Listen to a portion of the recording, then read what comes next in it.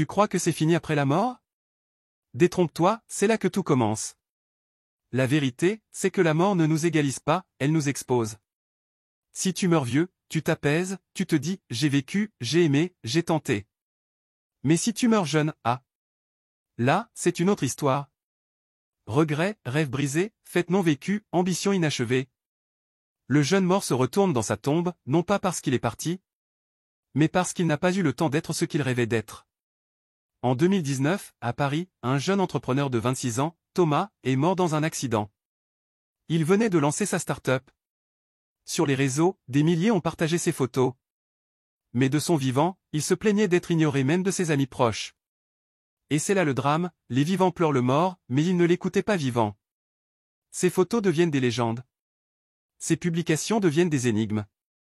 On cherche à comprendre, pourquoi est-il mort? On fouille ses réseaux, ses journaux, ses tiroirs, comme si la vérité était là. Combien de fois a-t-on vu des artistes devenir célèbres après leur mort? Van Gogh, ignoré toute sa vie, aujourd'hui vénéré dans tous les musées du monde. Et soudain, on cotise pour son cercueil. On finance son enterrement plus qu'on ne l'a soutenu pour ses rêves. On partage ses biens, alors qu'on aurait pu l'aider à vivre dignement. La mort transforme l'indifférence en générosité tardive. En Afrique, des familles se ruinent pour des funérailles luxueuses, pendant que le défunt, malade, mendiait pour acheter ses médicaments. Et certains vont plus loin. Ils accusent le mort d'avoir causé sa propre mort. D'autres accusent un proche.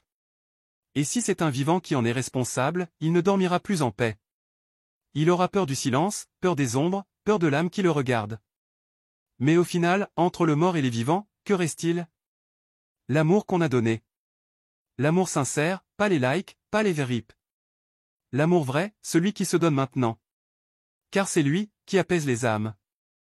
C'est lui qui te survivra. Les morts ne demandent pas de larmes, ils réclament la paix. Et cette paix vient de l'amour reçu avant le dernier souffle.